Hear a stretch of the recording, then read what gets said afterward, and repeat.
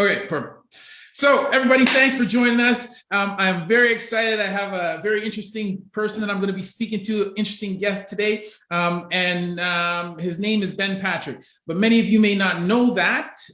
You may know him more commonly as the knees over toes guy. So, first of all, Ben, thank you very much for joining me today for this discussion. I greatly appreciate you taking the time out of your schedule to speak with us.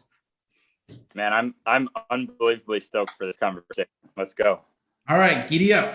Well, so obviously, knees over toes guy, catching lots of hype right now. So let's get right to the questions and let's just talk about what you do. So first thing, everybody knows about what it is that you do, but they don't all know that you had knee issues yourself. So first of all, what was the problem that started your knee pain journey? What was the diagnosis that you had? Osgood Schlatter, jumper's knee, like around age 12. And honestly, things just kind of kept getting worse and worse. So by the time I was 18, I had a meniscus transplant, a partially artificial kneecap, and a quad tendon repair. Now, my blessing really was that the surgical stuff was on the left knee. Yes. And then the right knee had more diagnosed tears that I didn't operate on. So honestly, I have a lot of experience with both surgical and non-surgical, and surgical can fix things and can have certain ramifications, and non-surgical can heal, but also can have certain ramifications, so I have like two different lives in each knee, so I think that gives me a more well-rounded view than if I never had surgery or if I only had surgery on both. Okay, excellent. So, obviously, you started out with the work that you had done in your left knee. What were some of the and this was, I guess, before you had the training or the knowledge that you do now about knee rehabilitation, right? So, what were some of the therapeutic modalities that you tried or that you employed prior to you kind of taking this bull by the horns yourself and doing it, on your own? So, I mean, the first thing looking back is when it comes to I have jumper's knee, I have a pain here, pain. So pain is one aspect versus an injury that you can't walk. Pain, I was really only given, drugs to help with it, ice, rub this on it. So it was all take all kinds of different supplements, avoid this, avoid that, rest. So I was only given, in terms of the pain aspect, and tons of physical therapists are giving things you can do about it. But I didn't happen to be given anything I could actively do to change my tissues. It's all tissues.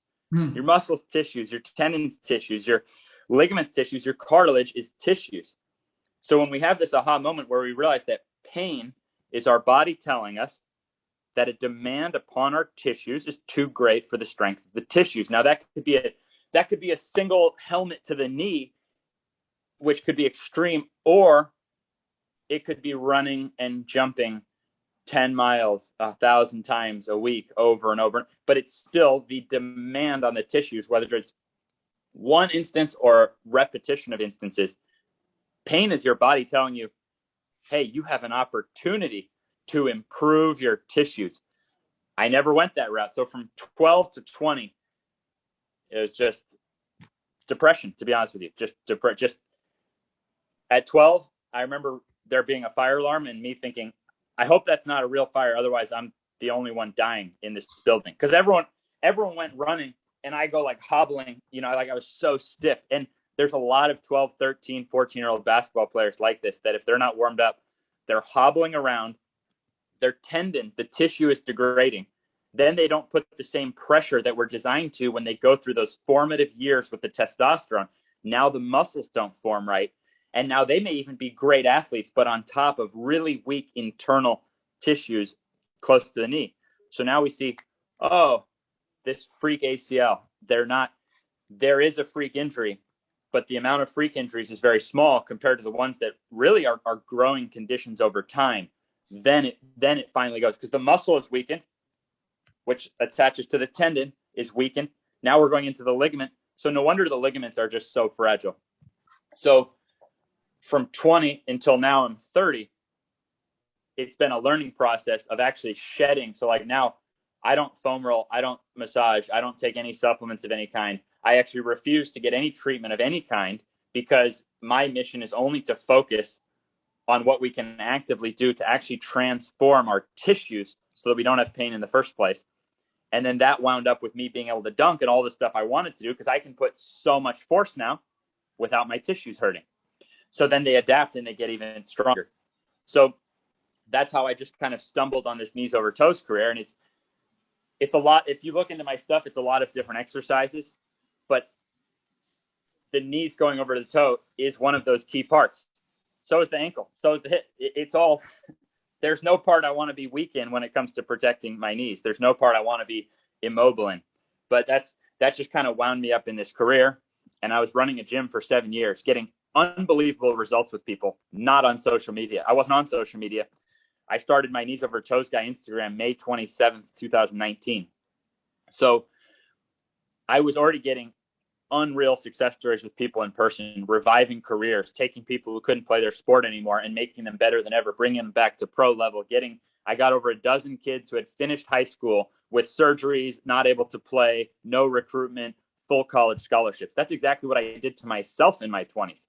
Unrecruited, knee problems, knee surgeries holding me back, trained myself with this stuff, ended up getting full college scholarships. So I'm pretty passionate about the idea of knees over toes. And I wasn't on social media and I was still seeing huge, beliefs of don't let your knees over your toes. So I said, hey, I hate social media. I don't want to go on social media, but you know what? I don't want a personal account, but I'll make one called Knees Over Toes Guy, and just try to bust that myth. So I started out pretty aggressive, but now if you watch my new content, I'm showing stuff that's helping 80-year-olds, 90-year-olds through regressions. So my contribution isn't even the shocking stuff. My contribution is actually on the regression stuff, but it's been a learning process like anyone would go through in a career. I've made plenty of mistakes, and now where I'm at now is I just love everybody. I love the doctors. I love the physical therapists. I love the trainers. And I'm just trying to supply solutions that someone can look at with no force or judgment, and they can decide, if they want to use it. Sorry for that massive rant, but I'm pretty passionate about this stuff.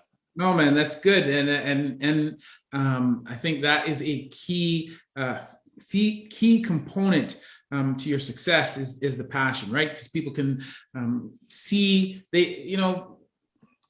there's a lot of bullshit on social media, but one of the things that people can really sort of cut through and see quite clearly is whether somebody's really passionate about something or not. And I think that that is evident when speaking to you and then hearing, looking at the content that you put out.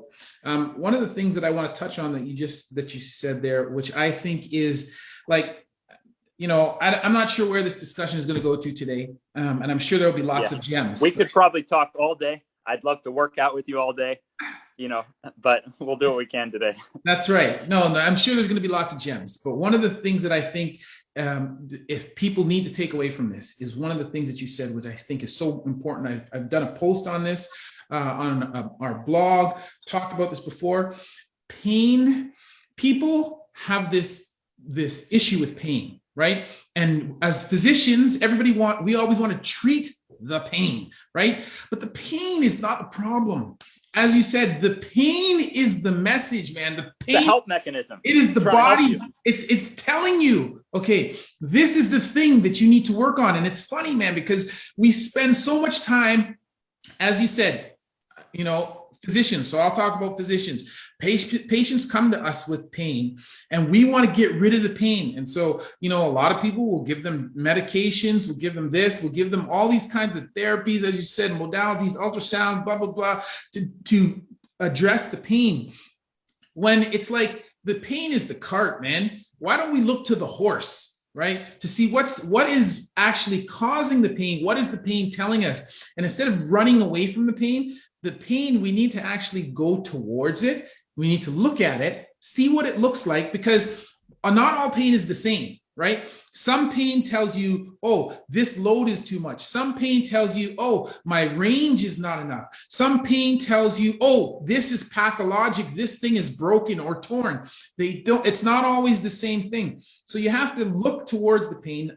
You have to learn to speak the language of pain, understand what it's telling you, and then address the thing. The other thing that you said is that I don't want any part of my anatomy to be weak. And this is the thing. The pain is telling you where the problem is. And then we all have this problem. We all have this thing of not being able to get around our egos, right? And it's like, oh, I'm good at this. So since I'm good at that, I'm going to keep doing it, working out at it. And then everybody's going to see how good I am. But the thing is, man, it's what you're good at is not the thing that is ever going to hold you back. What's going to hold you back is the things that you're weak at, right? And so you said, I don't want any part of my anatomy to be weak. And the pain is part of the thing that says to you, hey, yo, bro, this over here is weak. Deal with that, right? And what you did for yourself, what you do for your clients, getting them over their weaknesses and getting them back to high level of performance. This is just because, if you use a weakness-based approach, right, and you address the things that are causing pain, you're going to take care of all of the anchors that are slowing down your athletic performance, right? So I think that let's do a fun demo. I'm going to help someone get out of pain right now. Okay. All right. And I'll draw it on this, but I make lots of videos. So, and this is the first time I've drawn it. So it's probably the worst drawing ever, but here's someone going down a step, right? Yes. And so like for me, I probably could have pursued gymnastics because I was getting so strong with my upper body from going down steps without using my legs. But so to go down a step, basically your knee. Well, I did a little better than I thought I would do. It has to go over your toes. Okay. All yes. Right. So let's say that's something that hurts for somebody, right? All right. So if I use a 6-inch step, which is, I'm going to describe an exact exercise now. That's the average height of a step when you go down steps. Now, if you take a 6-inch step and you put something to elevate your heel. Now, in a gym with like hex shake dumbbells, you could just put a dumbbell and elevate your heel on the handle. You could use, I'm thinking people could use like practically like a door wedge or something. The idea is just to elevate the heel so that you're in that angle and like you can't run from it. You can't run from your knee. Now, full context, I start this without any of that because we want to mobilize the ankle and be strong in the ankle. So we do preparation steps. So this would be like the 4th step in a workout where you're directly trying to improve, let's say your patellar tendon. But again, regardless of the names, let's just look at the exact motion. So when I started doing that, rewinding 10 years ago, I couldn't do it. There was too much pain. And it took me quite some years to realize that if I use something for assistance, I actually could do it for high repetitions. And as I continued over weeks, then I could do it without assistance. Mm-hmm. Now, my workout yesterday, and immediately people say, can I do it every day? Okay. I only do that exercise twice every 3 weeks. And guess what? One of those 2 sessions is body weight only. Mm-hmm. So I've learned to not run from the things that got me out of pain. So I think of high reps for healing and then loading for bulletproofing, because yesterday was my loading session. You know how good it felt to load up with 100% of my body weight on my back, repping it out like butter with no pain. I didn't used to be able to go down a step with just my body.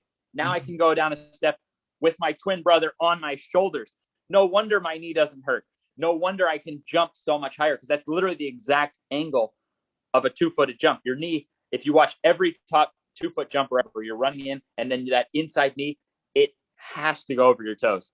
Yes. So, but I just laid out like a 10-year up and down journey of coming to these conclusions and having to unlearn everything I had learned about this hurts, avoid it. No, this hurts. Let's find the level you can do, and magic, absolute magic awaits you. But as I just said, this was a direct knee exercise. So by my estimation, this requires 3 exercises prior to even earn your way to work on it, because that means you're on top of your shin, your ankle, and your foot. So you need some kind of straight-legged work through the calf and big toe. You need something for the tibialis anterior. And then we do a knee over toe calf raise where you just isometrically reach your knees, whatever's perfectly comfortable. But all these things scale. So someone could start with 2 knees over both toes, so you have your body with 2 legs to control your knees over your toes. And then you're doing calf raises with your knees staying over your toes the entire time, just at the level that you can hold without any pain. You're putting a little stimulus. But now I can do that. And again, I have my body weight session, my loaded session. Now I can load up a ton of weight standing on one leg with my knee over my toe, going up and down on calf raises. No wonder basketball positions are easy. But all I did was adapt my tissues. So if I took that same pain mechanism, and over the last 10 years, if I had avoided that, I would probably have had 5, 6 more surgeries, to be quite honest with you. Mm-hmm. And I actually think that sometimes people are getting really good results in physical therapy. But then what happens is they assume that physical therapy and strength training should look like 2 different things. So then they just go back to all the exact same things that wound them up. So this is where I said, like, we could probably talk all day. So I don't want to go off on too many tangents, but I think it's an interesting 10-year look. And will it take someone 10 years?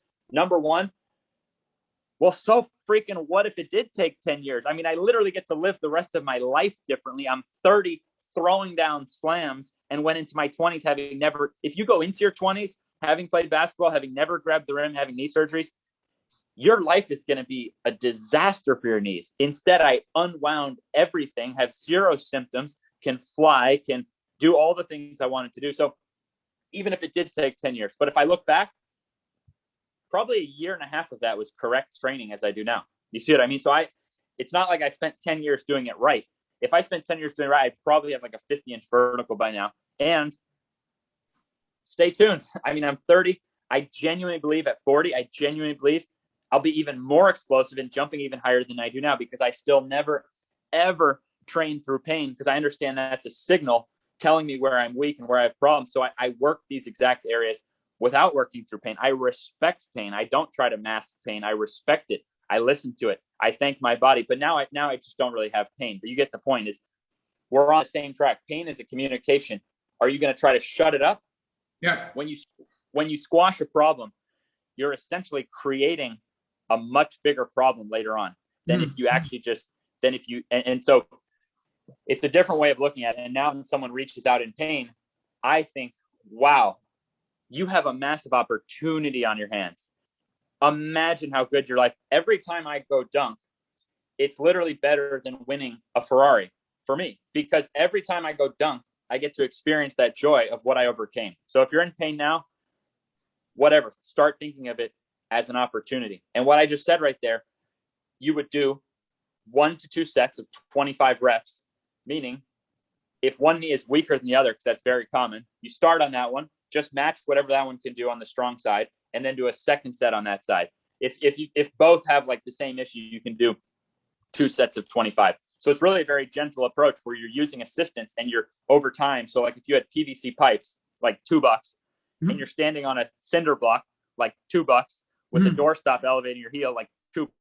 You see what I mean? So you actually don't even need anything fancy.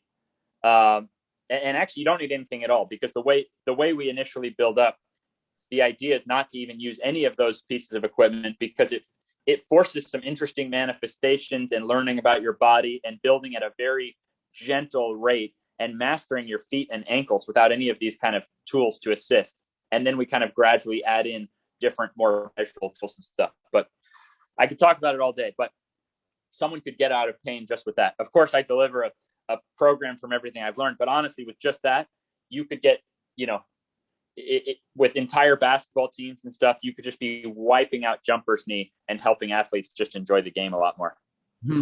So 2 other things that I thought about as you're talking there. So number one, the regressions. And I think that's so important, right? Because people look at this stuff, and even when we have people come to our facility, right? They look at what we put on social media, they look at our YouTube, and they look at our stuff, and they go, oh, I got to get in shape to come to your gym. And then I'm like, You don't understand. It's like, yes, people are doing these things, but I said we either progress or we regress everything. Everybody does the same thing, but at their own level, right? And so that we have people in our gym, in our seniors class, we have people in their 70s come, and I tell people I'll slap a barbell on 75-year-old. I don't give a shit, right? But I'm not going to do that right away, right? Like, we're going to regress to what they can do and then build them up. And I have some that can do that, right? And likewise for these activities, if we're doing shrimp squats, for example, right? Not everybody can do that, but we do have regressions to bring it to a level where they can. But the ultimate goal is not to have them do some watered down version. The ultimate goal is to build them to whatever it is that we are all doing.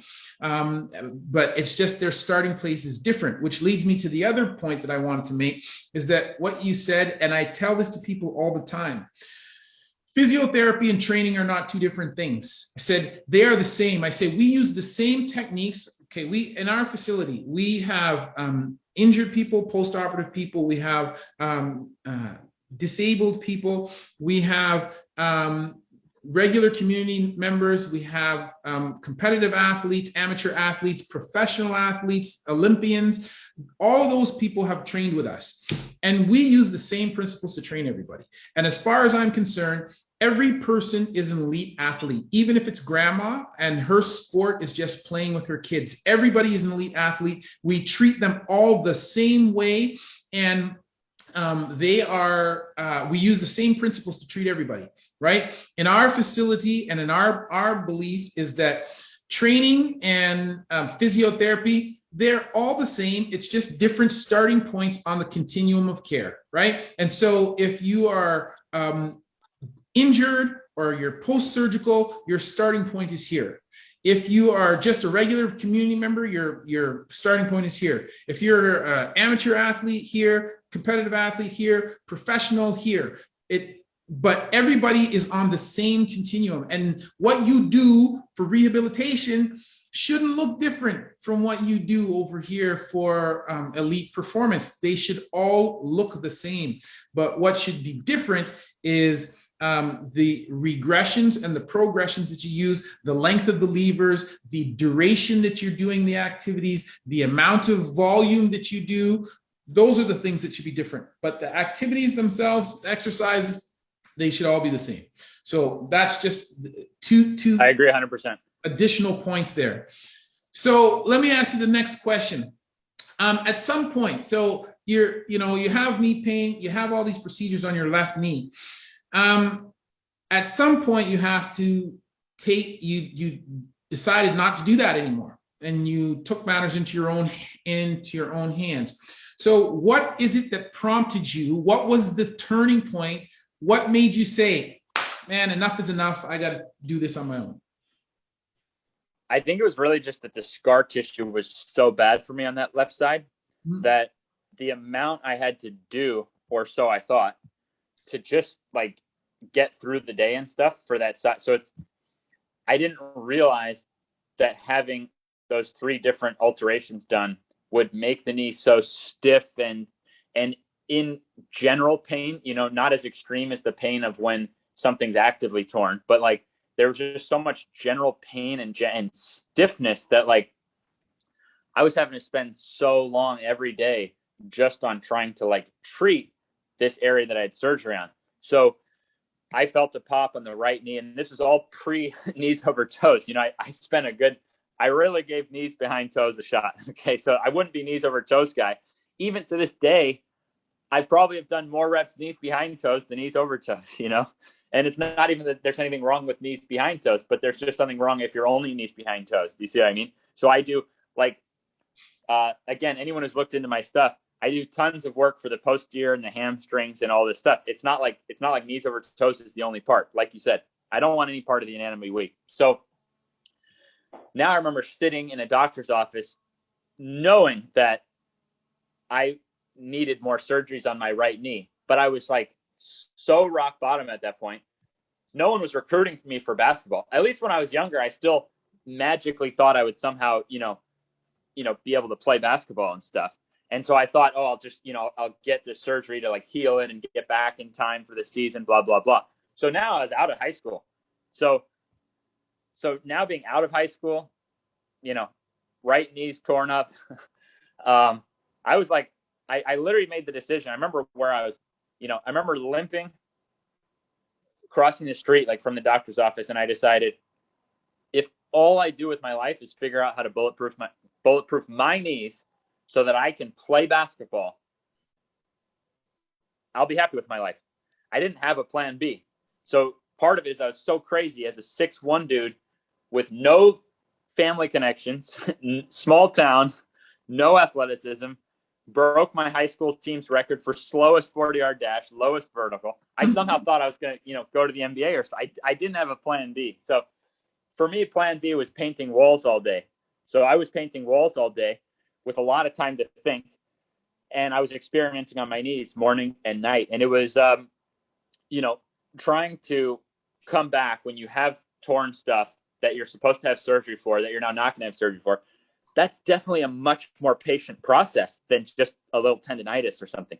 But I had been through so much that I understood how much patience I was going to have, to be honest with you. You know what I mean? And there was no rush to get back on the court. So these are the things, this is kind of like the timeline of my life that I had going for me, that I now had, quite honestly, I had no friends. I had no one to play basketball with. I had, no teams, no colleges interested in me playing for them. I had nothing going on except painting walls all day. So painting walls all day, trying to figure out my knees and maybe become a trainer. Like that was kind of like a thought, like maybe if I could figure this out, and that's what happened.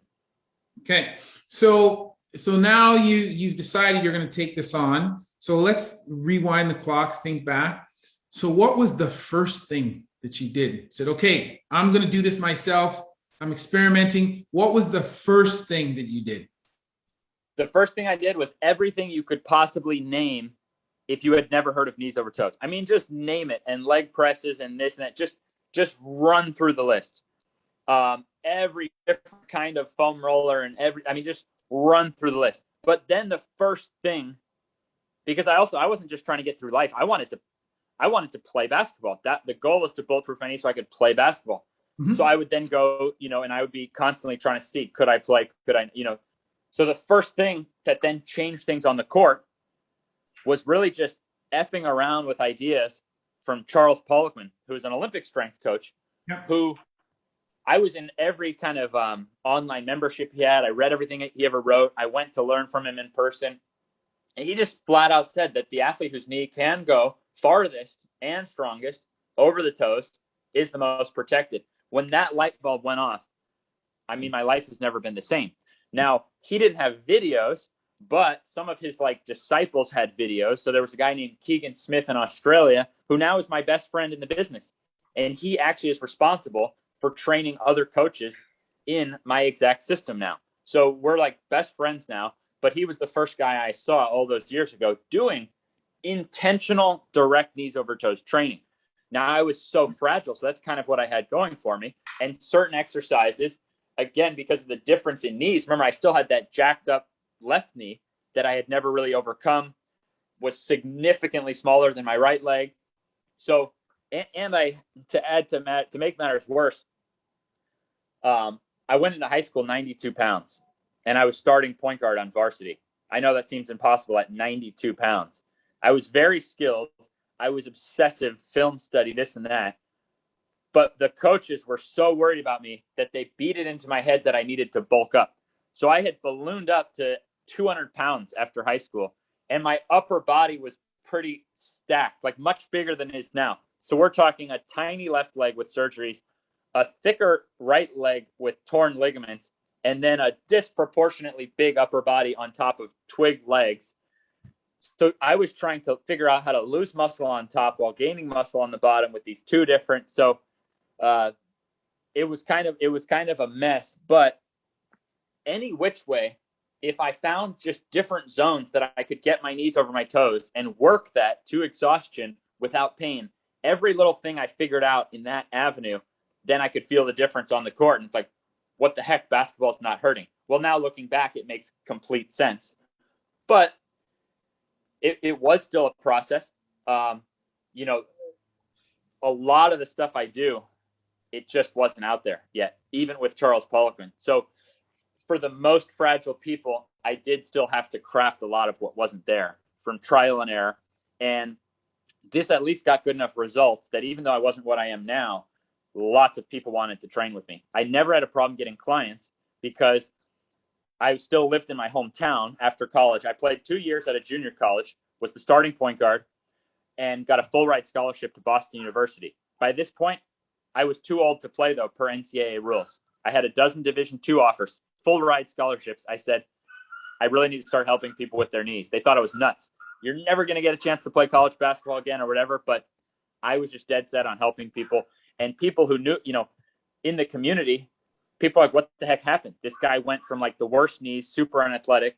Now he has like strong knees. He's like pretty athletic. And so I trained so many people. I never really charged enough to make a profit in person. I charged so little and worked so much. A full day for me was 4 a.m. to midnight. I had completely cut out food breaks.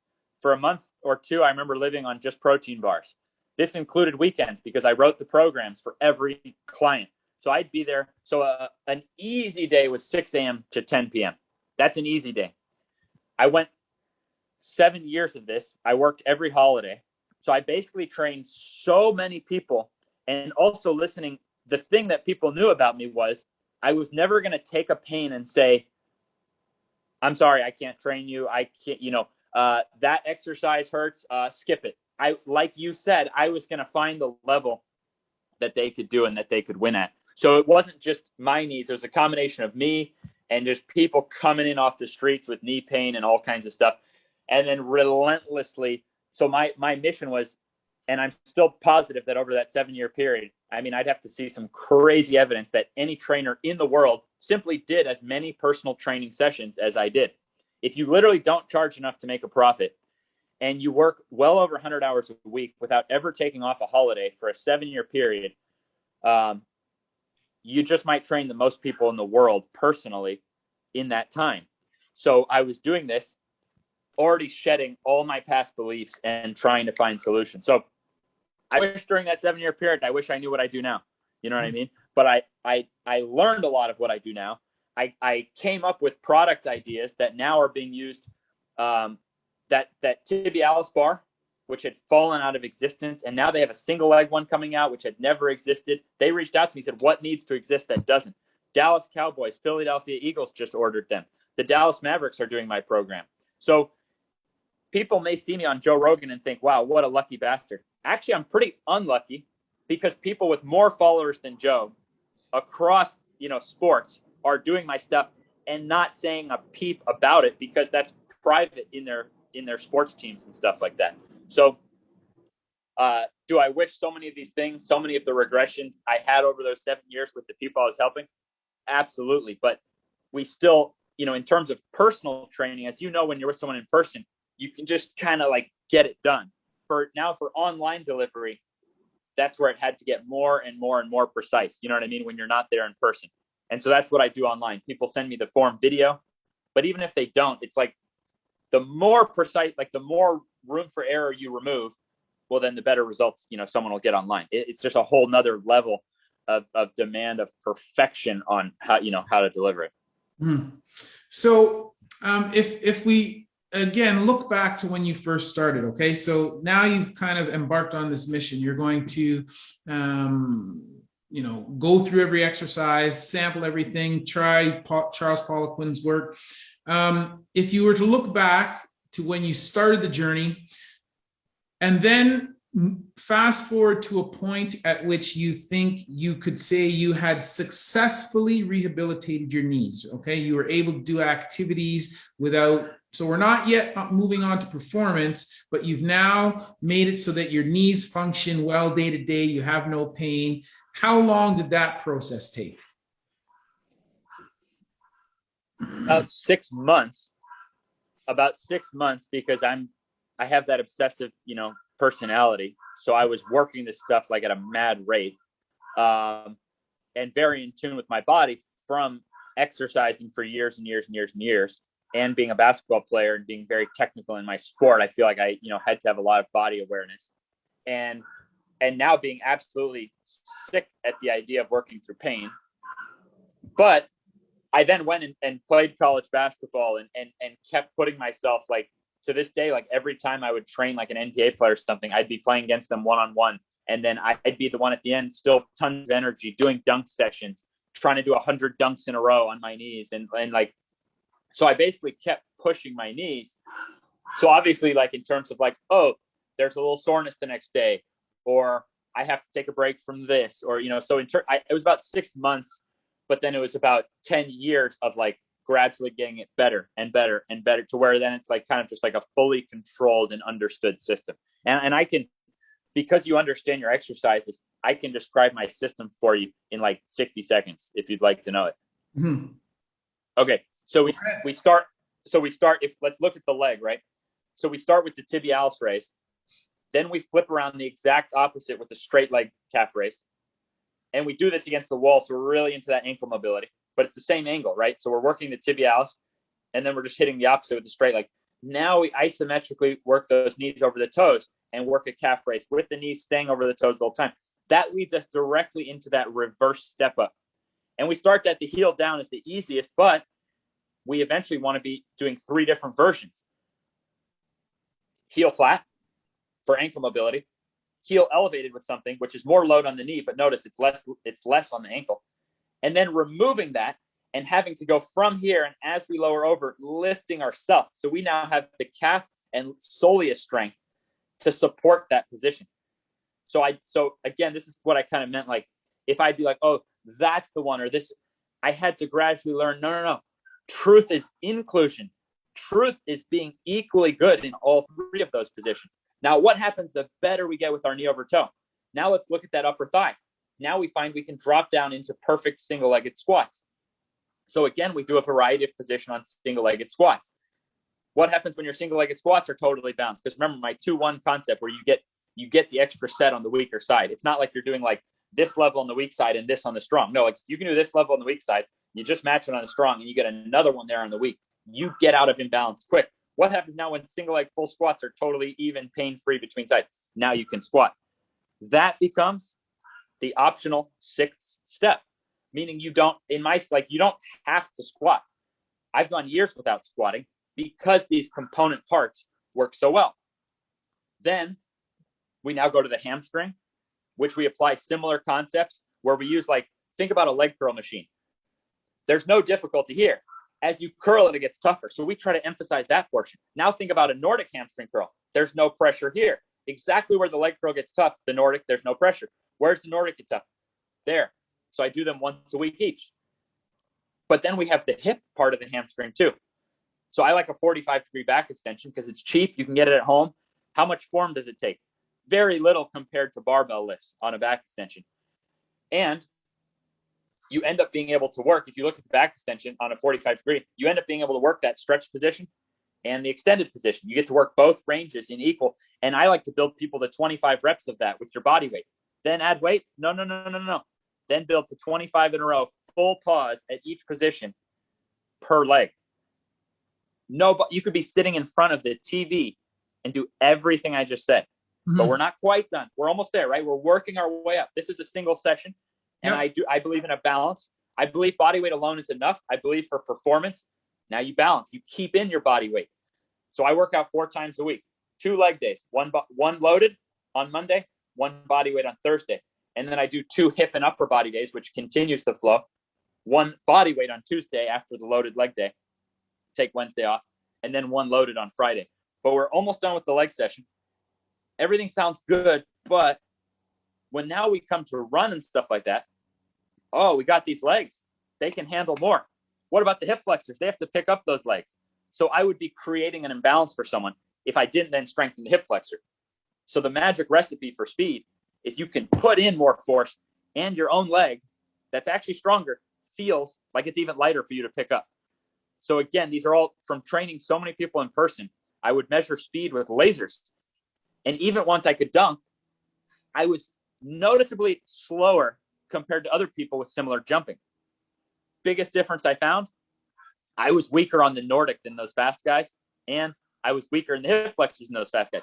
What's a Nordic? What's a hip flexor? These are now linear forces compared to the vertical ones.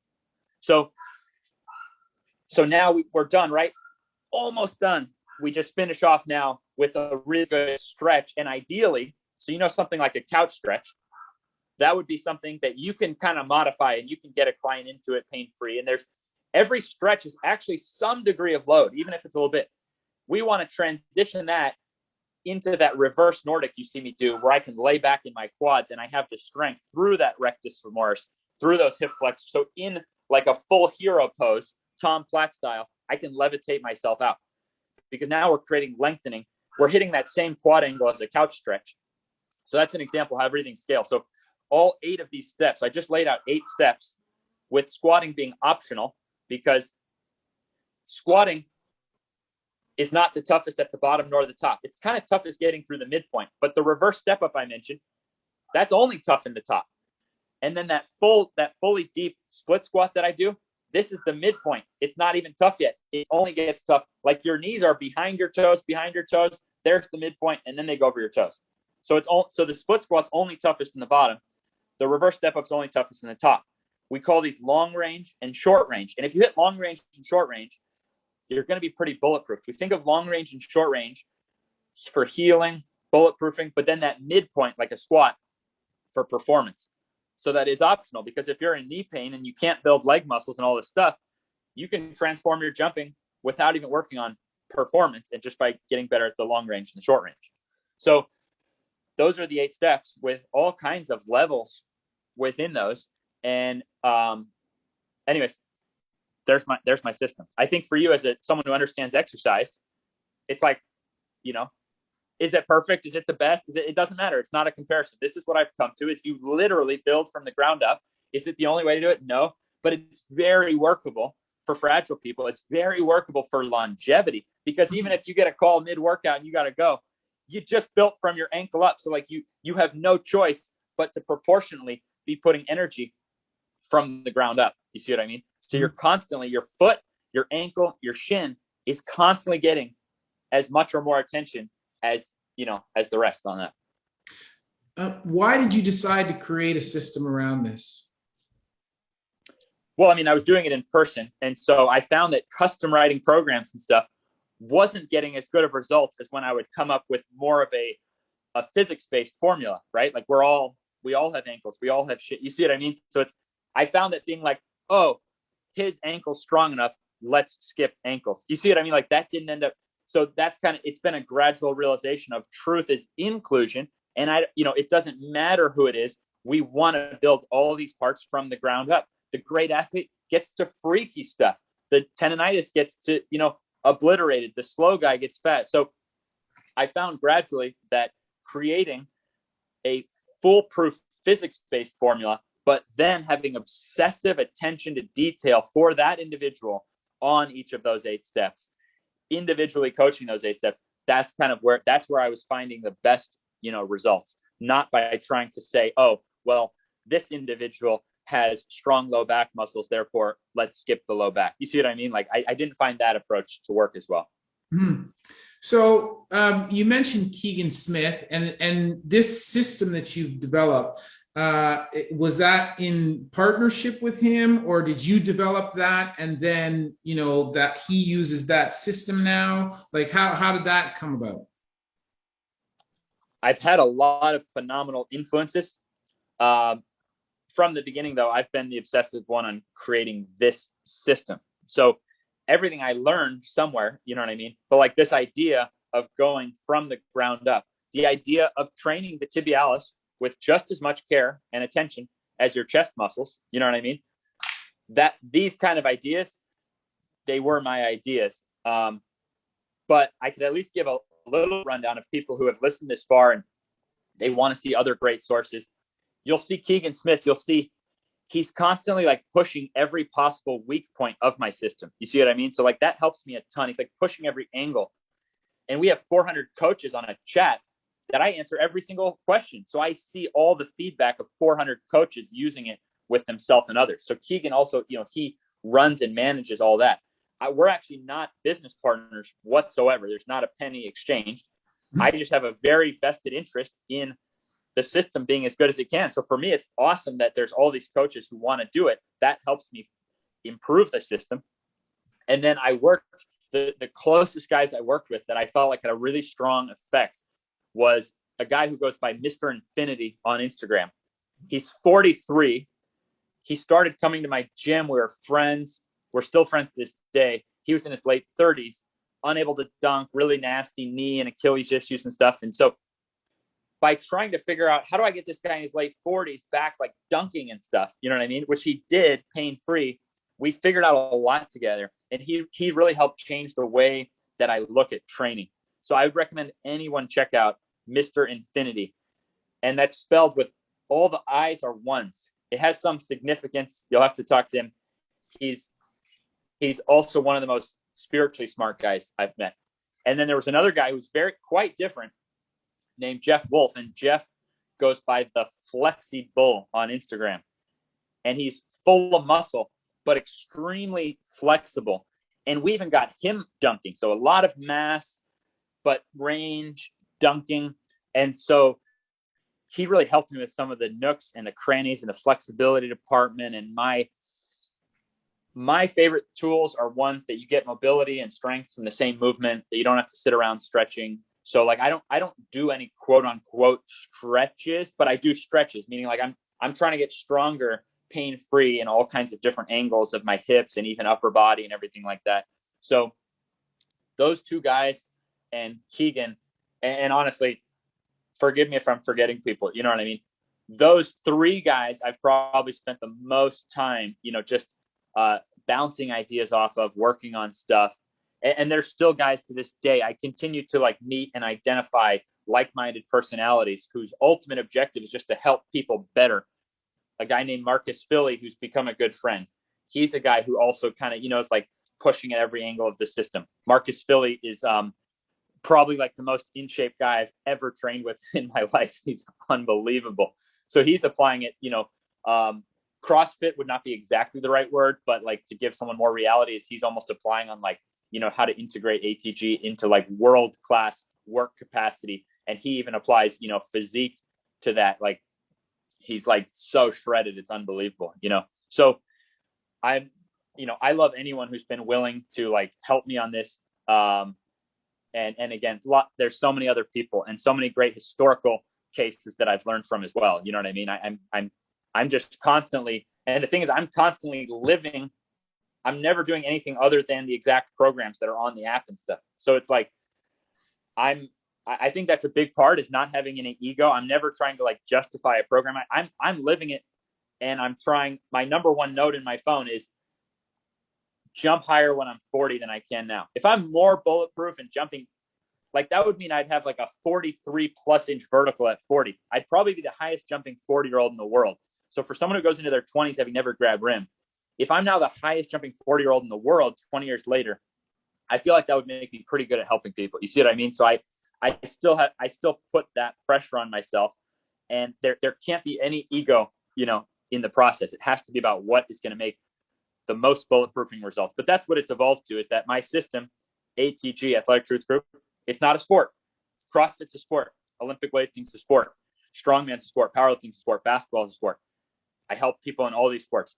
But my thing can't enter into what I'm just trying to make like human bulletproofing, human, performance as like an engineered kind of measurable thing that anyone could apply, Okay. So, you talked about the 8 steps in your program, but if you were to distill your program down to the basic principles, what are the key principles? I'm not talking about specific exercises. I know exactly what you mean. What are the key principles that would describe what it is that you do, your system? I think the key principle would be that if you have pain or injury going into an area, then I operate so let's take it like this. The overall theory is that the human body was designed to work well, right? So if we operate on that, if we operate that we're all jacked up and we're all just going to be jacked up, that would lead to different ways of trying to handle the pain. You know what I mean? Take drugs, do this, that. If we operate on the principle that, and whether it's true or not, this is just the principle I operate on. Human body was designed to work well. So now if we have a limitation or a pain or an inability, I'm slower compared to the other kids. My knee hurts. I can't bend that way. Okay. That would indicate that we have somehow deviated from what was intended for our bodies. So when we find how we've deviated, then we can correct it. So that would be like a simple example would be like for lower back pain. Okay. And again, this is not the only way. This is just an example. Is what am I doing differently than the way the body was designed? Well, I'm sitting for 12 hours a day. So my hip flexors are in a very shortened position. I could stretch against them, but I'm not really strengthening them either. Now in this ass to grass style split squat, I'm actually going directly into a hip flexor stretch, but my knee is not touching the ground. And every bit stronger I get, that means I'm now getting stronger hip flexors through a stretch position, which can create muscular length. It's almost like a Romanian deadlift, but on your hip flexors. Oh, wow. Now my back is much better than it was. That would just be one example, not the only thing for back pain. There's so many different ways to the top of the mountain. I just try to go for what's like the big missing link, kind of like knees over toes, or, how many times a day do I get the question, I have terrible ankle mobility. Have you ever tried getting stronger through a mobilized position in your ankle?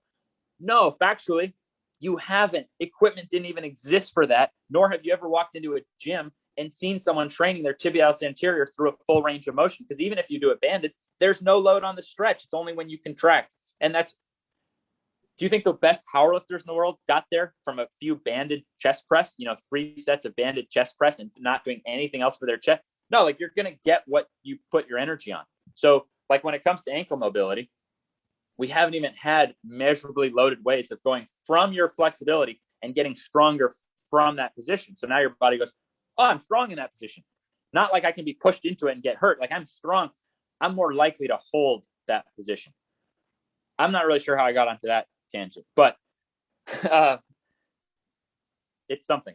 There are solutions out there now. There are unbelievable solutions that are so easy to apply. You literally don't need any equipment of any kind. And if you want to add it, it's far more minimalistic than even your local 24-hour gym.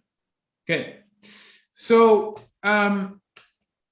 in your program, you have different timelines. You say, if you're just starting out, you're going to spend this much time doing zero. And then before you move to, the next. I don't really have that. Yeah. Well, how do you determine the length of time or, the length of time that people should spend at a particular level, or the time before which they should progress? Or I guess maybe how do you determine the milestones that are required before they should progress to another level?